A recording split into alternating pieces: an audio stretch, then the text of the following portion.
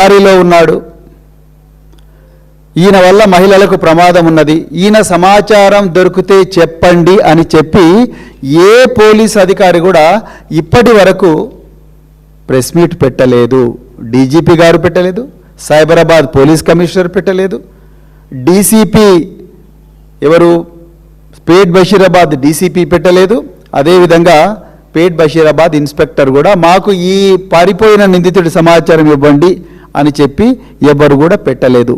కానీ మా తెలంగాణలో పుట్టిన బిడ్డల, మరి ముఖ్యంగా మైనర్ బాలికల రక్షణ దృష్ట్యా మేమే ఒకసారి ఆయన మళ్ళీ చూపిద్దాం అనుకుంటున్నాం. దయచేసి ప్రజలారా ఈ ఫోటోలో ఉన్న వ్యక్తిని దయచేసి చూడండి. ఈయన బండి సాయి భగీరథ్. ఇప్పుడు పోక్సో కేసులో సెక్షన్ 6 కింద ఒక మైనర్ బాలిక మీద తరచుగా అఘాయిత్యం చేసిండన్న ఆరోపణలు ఎదుర్కొంటున్న వ్యక్తి. సో ఈ వ్యక్తి ఎక్కడ కనిపించినా కూడా దయచేసి పోలీసులకు సమాచారం ఇవ్వండి. ఎందుకంటే రేవంత్ రెడ్డి గారికి బండి సంజయ్ గారి పుత్రరత్నాన్ని రక్షించాలనే ఆలోచన ఉంది తప్ప ఈయనను ఈయన ఆ అమ్మాయికి న్యాయం చేయాలనే ఆలోచన ఉన్నట్టుగా మాకైతే ఇప్పటివరకు అర్థం కావడం లేదు. సో ఒక్కసారి చూడండి, ఈ అబ్బాయి పేరు బండి సాయి భగీరథ్. ఈయన వెంట్రుకలు ఉంటే ఈ విధంగా ఉంటాడు, వెంట్రుకలు లేకపోతే ఈ విధంగా ఉంటాడు.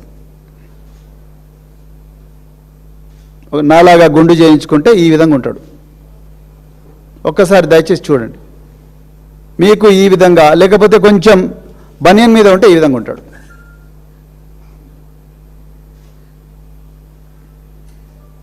మీకు ఈ 3 రూపాల్లో ఈ వ్యక్తి అబ్బాయి కాదు, నాకు వయసు 26 సంవత్సరాలు, సారీ, ఈ వ్యక్తి కనిపిస్తే దయచేసి 1098 చైల్డ్ హెల్ప్ లైన్. ఈ ప్రెస్ కాన్ఫరెన్స్ నిజంగా చెప్పాలంటే సీతక్క గారు పెట్టాలి. ఈ రాష్ట్రంలో మహిళా శిశు సంక్షేమ శాఖ మంత్రి ధనసరి అనసూయ అలియా సీతక్క గారు పెట్టాలి. ఇలా ప్రభుత్వంలో హోంమంత్రి లేడు, మహిళా శిశు సంక్షేమ శాఖ మంత్రి లేడు. ఇక సోకాల్డ్ ప్రతిపక్షాలు అని చెప్పుకునే రకరకాల పార్టీలు, ఈ మధ్యనే వచ్చిన కొన్ని కాపీ క్యాట్ కార్బన్ కాపీ పార్టీలు, వాళ్ళ గురించి కూడా నేను మాట్లాడతా తప్పకుండా. సో ఎవరిని కాపాడడానికి కుట్రలు చేస్తున్న విషయం కూడా మాట్లాడతా. మీకు ఏమైనా సమాచారం వస్తే 1098 చైల్డ్ కేర్ హెల్ప్ లైన్ ఉంటుందండి. లేకపోతే డయల్ 100 డయల్ 100 అనే నెంబర్ కూడా మీరు కాల్ చేసి చెప్పండి మీ వివరాలు గోప్యంగా వస్తే. లేకపోతే మాకు ట్విట్టర్లో కానీ ఫేస్బుక్లో కానీ ఇన్స్టాలో కానీ మా ఐడికైనా లేకపోతే ఎవరికైనా మీరు దయచేసి డిఎం చేయండి. లేకపోతే మా వాట్సాప్ మా నెంబర్ అందరి దగ్గర ఉంటుంది జనరల్గా, మా గూగుల్లో కూడా దొరుకుతుంది. ఆ నెంబర్కు మెసేజ్ చేయండి. మీ వివరాలు గోప్యంగా పెడతాం, పోలీసు వాళ్ళకి అప్పగిస్తాం. మేము పోలీసింగ్ చేయం, అది మా డ్యూటీ కాదు. మేము డబ్బులు ఇస్తున్నది, పన్ను ఇస్తున్నది పోలీసు వాళ్ళకు జీతాలు ఇస్తున్నది మన పన్నుల నుంచే. వాళ్ళ డ్యూటీ మనందరి ధన మాన ప్రాణాలు రక్షించడం. అందుకొరకు ఇది వాళ్ళే డ్యూటీ చేయాలి. ఇక రెండోది, ఈరోజు ఉదయం బాధితురాలి తల్లి నాతో మాట్లాడింది. చాలా బాధగా ఉంది ఈ విషయం చెప్పాలంటే, కానీ చెప్పాలి. ఒక తల్లి క్షోభ ఏ విధంగా ఉంటుందన్నది. గత 2 రోజుల నుంచి మరి ఇప్పుడు కొత్తగా సిట్కు చీఫ్ రితురాజ్ అనే ఒక కూకట్పల్లి డీసీపీ గారిని నియమించారు. వారు తన పని తాను చేసుకుంటే పోతున్నారు. నిజానికి చెప్పాలంటే ఉన్నట్టు చెప్పాలి. ఆమె వచ్చిన తర్వాతనే కేసులో కొంత పురోగతి కనిపిస్తూ ఉన్నది. మరి పేట్ బషీరాబాద్ పోలీసులు, సైబరాబాద్ పోలీసులు, డీసీపీ పేట్ బషీరాబాదు వీళ్ళు చేసిన కుట్రల నుంచి ఆ కేసును అంతో కొంత కాపాడిందంటే ఈ అమ్మాయి.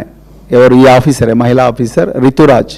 సో ఈమె ప్రస్తుతానికి ఆ ఎఫ్ఐఆర్ను సెక్షన్ 11 నుండి, అంటే బెయిలబుల్ సెక్షన్స్ పెట్టించి తప్పించాలని సాయి భగీరథ్ను చూసిండ్రు కదా, ఆ సెక్షన్ నుంచి ఆ అమ్మాయి స్టేట్మెంటు, మరి ముఖ్యంగా వాళ్ళ అమ్మగారి స్టేట్మెంటు రికార్డు చేసి సెక్షన్ 6కు కన్వర్ట్ చేసిన ఘనత ఎవరికైనా ఇవ్వాలంటే అది ఋతురాజ్ గారికి ఇవ్వాలి. వారికి హృదయపూర్వక ధన్యవాదాలు తెలంగాణలో ఉండే అందరి తల్లిదండ్రుల నుండి, అదేవిధంగా తెలంగాణ మహిళా లోకం నుండి. సో ఇందులో మరి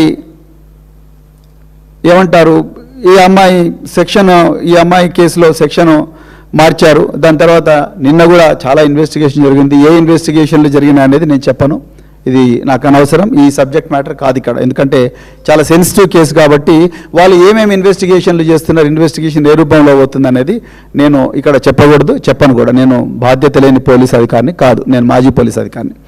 ఓకే, సో ఇకపోతే ఇదే క్రమంలో ఈ కేసు మీరు ట్రాజెక్టరీ చూస్తే నిజంగా ఒళ్ళు గగురుపడుస్తుంది.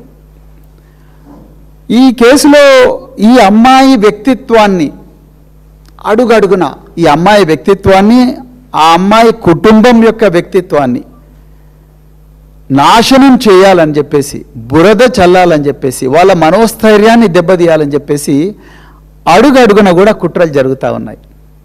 ఈరోజు వాళ్ళ అమ్మగారు నాకు చెప్పింది ఏంటంటే, సార్ మేము ఈ కేసులో తప్పనిసరిగా పోరాడతాం, మాకు న్యాయం జరిగేదాకా పోరాడతాం, సాక్షాత్తు కేంద్ర హోంశాఖ సహాయ మంత్రితోనే మేము కొట్లాడుతున్నాం, నేను కొట్లాడుతా తల్లిగా, కానీ నా బిడ్డ చిన్నపిల్ల.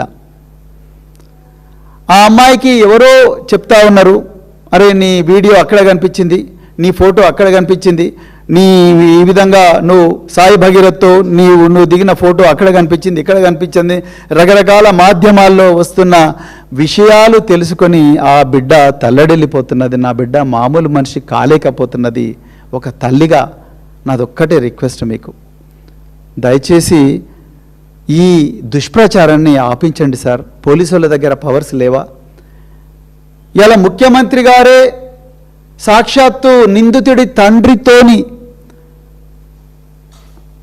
దేశ ప్రధానమంత్రి సభలో బేటీ బచావో అన్న దేశ ప్రధానమంత్రి గారి సభలోనే వేలాది మంది జనం ముందర దేశమంతా చూస్తుండగా నిందితుడి తండ్రి, ఈ రాష్ట్ర ముఖ్యమంత్రి, హోంమంత్రి వాళ్ళు కూర్చున్న తర్వాత మాకు న్యాయం జరుగుతుందా సార్ అని ఆ మహిళ అడుగుతూనే, ఏమైనా చేయండి సార్, మీరు మాజీ పోలీస్ అధికారి కాబట్టి మీకు తెలిసిన పోలీస్ ఆఫీసర్లు ఏమైనా ఉంటే వాళ్ళను దయచేసి రిక్వెస్ట్ చేయండి సార్, ఈ దుష్ప్రచారాన్ని ఆపించండి, నా బిడ్డ చాలా తల్లడిల్లిపోతూ ఉన్నది, ఏదన్నా చేయరాని పని చేస్తే నేను తల్లిగా ఇంకా నాకు చాలా ఇబ్బంది అయితే నేను తట్టుకోలేనని అంటా ఉన్నది.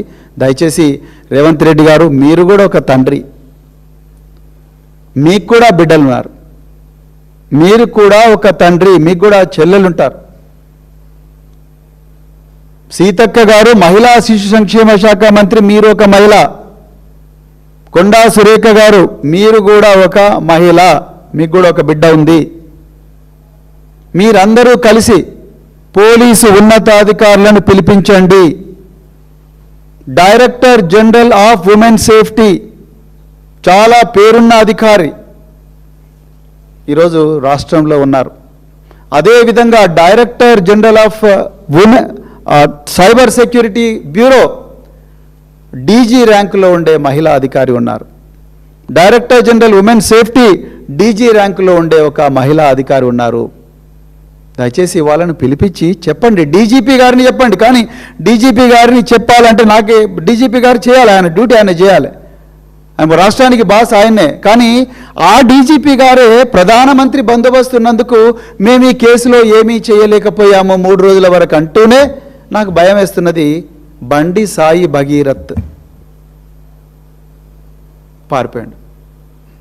ఈ డీజీపీ గారు మామూలు డీజీపీ కాదండి, ఆయన సైబరాబాద్ కమిషనర్ ఆఫ్ పోలీస్గా పనిచేశారు, అదేవిధంగా హైదరాబాద్ కమిషనర్ ఆఫ్ పోలీస్గా పనిచేశారు, ఈరోజు డీజీపీగా పనిచేస్తున్నారు. ఇదే డీజీపీ గారు హైదరాబాద్ పోలీసు కమిషనర్గా ఉన్నప్పుడు మే 28వ తారీఖు నాడు ఆమ్నేసియా అనే ఒక పబ్లో ఒక విదేశీ అమ్మాయి మీద అఘాయిత్యం జరిగితే హైదరాబాద్ నగరం నడిబొడ్డున వాళ్ళంతా కూడా ఒక 3-4 యువకులు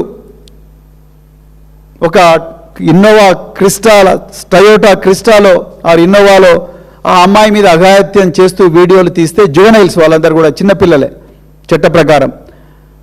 ఆ కేసులో ప్రతిరోజు కూడా ప్రెస్ కాన్ఫరెన్స్ పెట్టి తెలంగాణ ప్రజలకు ఇన్వెస్టిగేషన్ యొక్క పురోగతి చెప్పి ప్రజల్లో ఉండే అనుమానాలు, భయాందోళనలు తొలగించిన అధికారి ఇప్పుడున్న డీజీపీ.